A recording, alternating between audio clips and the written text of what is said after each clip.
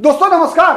नितिन नवीन की बहुप्रतीक्षित राष्ट्रीय टीम के गठन होने के बाद अब पूरी मीडिया जगत की नजर लगी हुई है कि कब केंद्रीय मंत्रिमंडल का विस्तार और केंद्रीय मंत्रियों में फेरबदल होना है।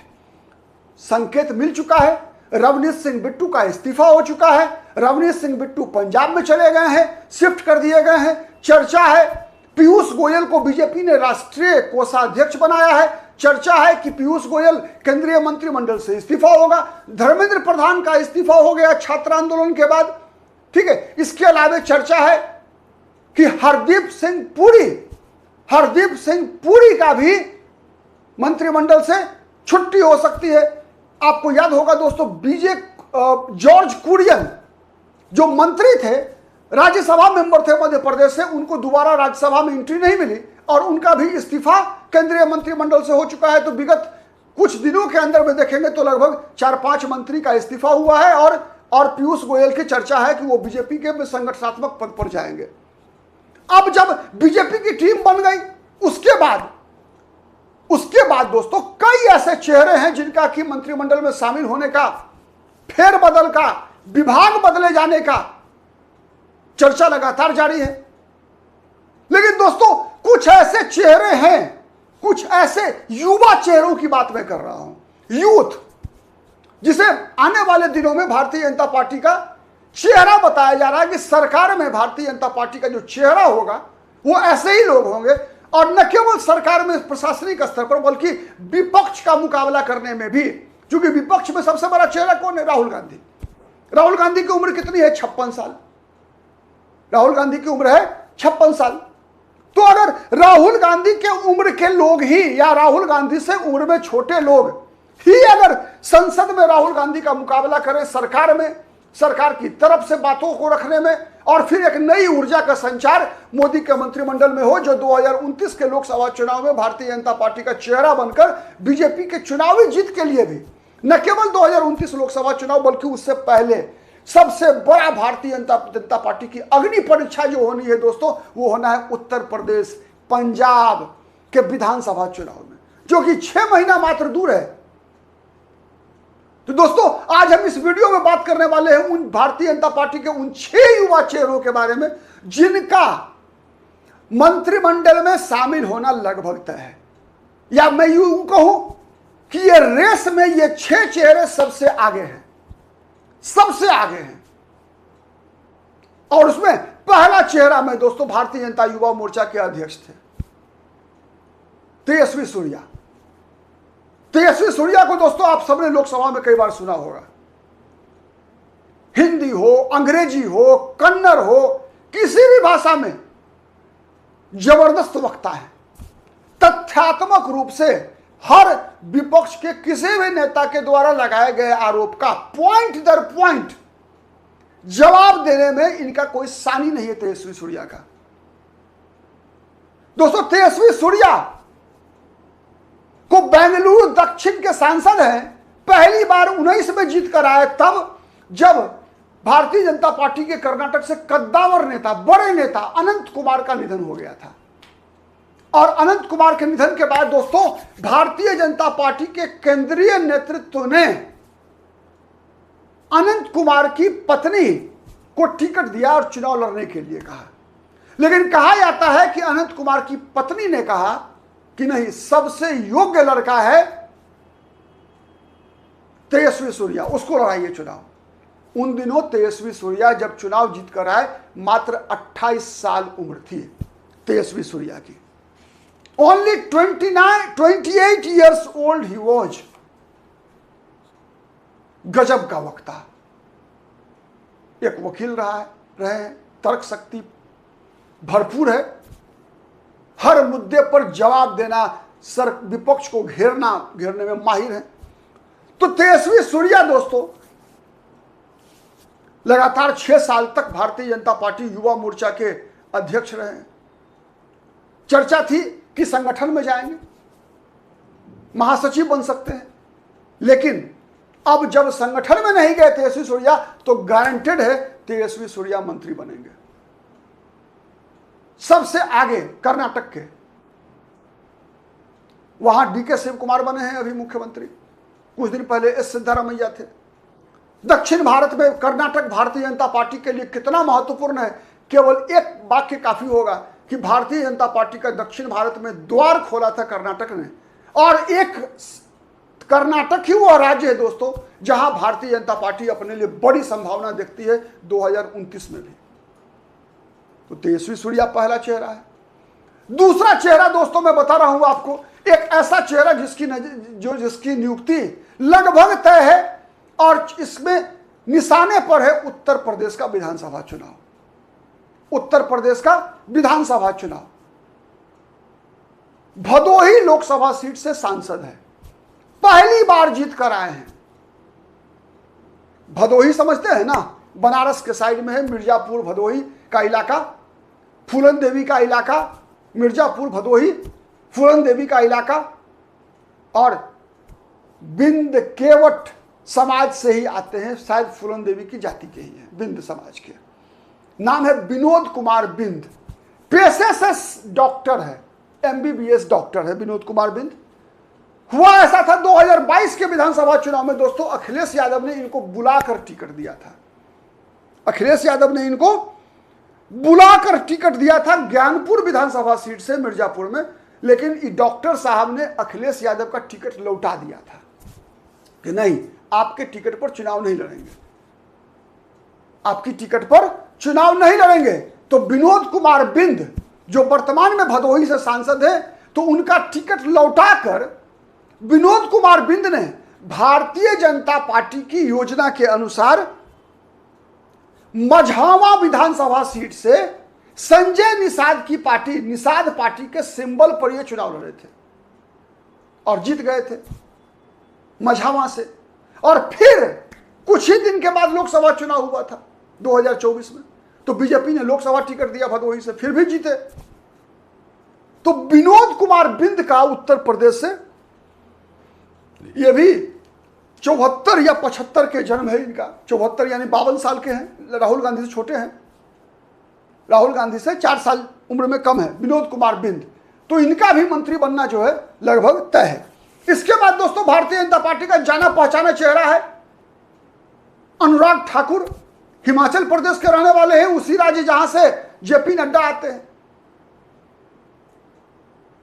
हिमाचल प्रदेश के हमीरपुर लोकसभा सीट से 2008 के उपचुनाव में जब से ये जीते तब से एक भी चुनाव नहीं हारे हैं अनुराग सिंह ठाकुर। 2009, 2014, 2019, 2024 और एक उपचुनाव, 5 चुनाव लगातार जीता है अनुराग सिंह ठाकुर ने। क्रिकेट में जबरदस्त इंटरेस्ट रहा है इनका, BCCI के अभी पदाधिकारी रह चुके हैं। धर्मशाला में जो क्रिकेट स्टेडियम है उसको बनवाने में इनकी बड़ी भूमिका रही है। इनके पिता प्रेम कुमार धूमल भी हिमाचल प्रदेश के मुख्यमंत्री रह चुके हैं, ठाकुर समाज से आते हैं, ठाकुर नेता हैं। हिमाचल प्रदेश में अगले साल चुनाव होना है 2027 में, गुजरात और हिमाचल का अक्टूबर में, फरवरी मार्च में होगा, यूपी, उत्तराखंड, पंजाब, गोवा और मणिपुर, और फिर अक्टूबर में गुजरात और हिमाचल प्रदेश। तो अनुराग सिंह ठाकुर का भी पहले भी मंत्री रह चुके हैं 2019 से 2024 तक, युवा कार्य, खेल मंत्रालय, सूचना प्रसारण मंत्रालय। आपको याद होगा दोस्तों कोरोना के दिनों में ये सूचना प्रसारण मंत्रालय थे, आप देखते होंगे इनको, और शायद वित्त विभाग में भी राज्य मंत्री थे जहां तक मुझे याद आ रहा है। ठीक है, तो निर्मला सीतारमण के साथ आपने प्रेस कॉन्फ्रेंस करते हुए इनको बराबर देखा होगा। तो अनुराग सिंह ठाकुर का मंत्री बनना दोस्तों तय है। तीसरा नाम है यानी तेजस्वी सूर्या, विनोद कुमार बिंद, उसके बाद अनुराग ठाकुर, और इसके बाद चौथा दोस्तों भारतीय जनता पार्टी में नई आई है सुष्मिता देव। असम के सिलचर लोकसभा सीट से 2014 में कांग्रेस पार्टी की टिकट पर चुनाव जीती थी, कांग्रेस में थी। इनके पिता संतोष मोहन देव भी कांग्रेस पार्टी के सांसद थे, केंद्र में मंत्री थे। कहा जाता है कि इनके दादा मशहूर असम में फ्रीडम फाइटर रहे, स्वतंत्रता सेनानी रहे। 19 में भाजपा के उम्मीदवार से सिलचर लोकसभा सीट से भाजपा के उम्मीदवार राजदीप रॉय से चुनाव हार गई। 21 में टीएमसी ज्वाइन कर ली और टीएमसी में, ममता बनर्जी की पार्टी में, टीएमसी में शामिल होते ही ममता बनर्जी ने राज्यसभा भेज दिया। अभी जब टीएमसी की हार हुई है पश्चिम बंगाल में, उसके बाद सुष्मिता देव बीजेपी में शामिल हो गई है, राज्यसभा में है। एक ऐसा चेहरा जिससे बीजेपी असम और पश्चिम बंगाल दोनों की राजनीति को साध सकती है। महिला चेहरा है, बंगाली परिवार से आती है, असम की है लेकिन बंगाली परिवार है। इसीलिए ममता बनर्जी ने इनको बंगाल से टीएमसी का राज्यसभा सीट दी थी। तो सुष्मिता देव दोस्तों मंत्री बनना भी के रेस में बहुत आगे चल रही है। और कहा जा रहा है कि एक जमाना था जब माधव ज्योतिरादित्य सिंधिया, जितिन प्रसाद, नवीन जिंदल, मुरली देवरा के पुत्र का क्या नाम है, मिलिंद देवरा और सुष्मिता देव, ये 5 ऐसे चेहरे थे जो राहुल गांधी के काफी नजदीक हुआ करते थे। तो वर्तमान में केंद्रीय मंत्रिमंडल में ज्योतिरादित्य सिंधिया मंत्री हैं, जितिन प्रसाद मंत्री हैं, यानी मध्य प्रदेश, उत्तर प्रदेश, और अब असम और पश्चिम बंगाल से सुष्मिता देव। वही पीढ़ी है, सुष्मिता देव की भी उम्र 54 साल है, राहुल गांधी से 2 साल छोटा। तेजस्वी सूर्या इनमें सबसे कम उम्र के हैं, मात्र 36 साल के हैं। सबसे कम उम्र के तेजस्वी सूर्या है, सुष्मिता देव 54 साल। इसके बाद दोस्तों 5वां नाम है श्रीकांत शिंदे, एकनाथ शिंदे, जो महाराष्ट्र के अभी उप मुख्यमंत्री हैं, पहले मुख्यमंत्री रह चुके हैं, शिवसेना के हैं। चुनाव में जीत अच्छी नहीं मिली थी, लेकिन कहा जाता है कि श्रीकांत शिंदे, एकनाथ शिंदे से ज्यादा बड़ी भूमिका रही है श्रीकांत शिंदे की उद्धव ठाकरे की शिवसेना के 7 सांसदों को तोड़कर लाने में, और इसका इनाम श्रीकांत शिंदे को मिलता हुआ दिख रहा है। तो श्रीकांत शिंदे वर्तमान में कल्याण लोकसभा सीट है मुंबई के बगल में, वहां के सांसद हैं, पिता सीएम है, उप सीएम रह चुके हैं, अभी डिप्टी सीएम है देवेंद्र फडणवीस की सरकार में। तो श्रीकांत शिंदे को इनाम मिल सकता है उद्धव ठाकरे को कमजोर करने का। इसके अलावा 6ठा चेहरा दोस्तों, आपको भी लग रहा होगा कि मैं इस चेहरे का नाम क्यों नहीं ले रहा हूं, वो चेहरा है राघव चड्ढा, फिल्म अभिनेत्री प्रियंका चोपड़ा की बहन परिणति चोपड़ा के पति, अरविंद केजरीवाल की पार्टी के 2015 में राष्ट्रीय कोषाध्यक्ष, आम आदमी पार्टी से ही दिल्ली की राजेंद्र नगर विधानसभा सीट से विधानसभा चुनाव जीतने वाले राघव चड्ढा, दक्षिण दिल्ली से आम आदमी पार्टी की टिकट पर 2019 के लोकसभा चुनाव में हार गए थे, लेकिन 2020 के विधानसभा चुनाव में जीत गए थे। कहा जाता है कि 2022 में जो पंजाब में आम आदमी पार्टी की सरकार बनी, उस जीत की आर्किटेक्ट राघव चड्ढा थे और संदीप पाठक थे। तो संदीप पाठक को जहां संगठन में बीजेपी ने एडजस्ट कर दिया है, राष्ट्रीय सचिव बन गए हैं, तो अब चर्चा है कि राघव चड्ढा के बारे में चर्चा है कि राघव चड्ढा, जब जेनजी का आंदोलन चल रहा है पूरे देश भर में, तो एक ऐसा चेहरा भारतीय जनता पार्टी में जो रियल युवा वर्ग का प्रतिनिधित्व करता है। तो राघव चड्ढा के भी केंद्र में मंत्री बनने की पूरी तरीके से रेस में है। सब कह सकते हैं कि सबसे आगे हैं राघव चड्ढा। पंजाब में आम आदमी पार्टी को जो चोट पहुंचेगी दोस्तों इस चुनाव में, तो कितना चोट पहुंचेगा वो निर्भर करता है राघव चड्ढा की सफलता पर। तो ये 6 चेहरे हैं, 6 युवा चेहरे हैं। दोहरा रहा हूं मैं नाम, राघव चड्ढा, श्रीकांत शिंदे, सुष्मिता देव, अनुराग सिंह ठाकुर, तेजस्वी सूर्या और विनोद कुमार बिंद। तो ये 6 चेहरे हैं दोस्तों युवा चेहरों में से। और कई लोग हैं, कई लोगों के बदलने की चर्चा हो रही है। बदलाव बिहार से भी संभावना बन रही है, बिहार के मंत्री भी बदल सकते हैं, उत्तर प्रदेश में भी बदलने की चर्चा हो रही है। लेकिन ये 6 युवा चेहरे हैं और ये 6 नाम ऐसे हैं दोस्तों, आप अगर केवल कल्पना करके देखिए तो फिर आप लोकसभा की संरचना देखेंगे जब, तो आपको दिखेगा कि विपक्ष के बेंच पर राहुल गांधी और अखिलेश यादव, तो तो राहुल गांधी और अखिलेश यादव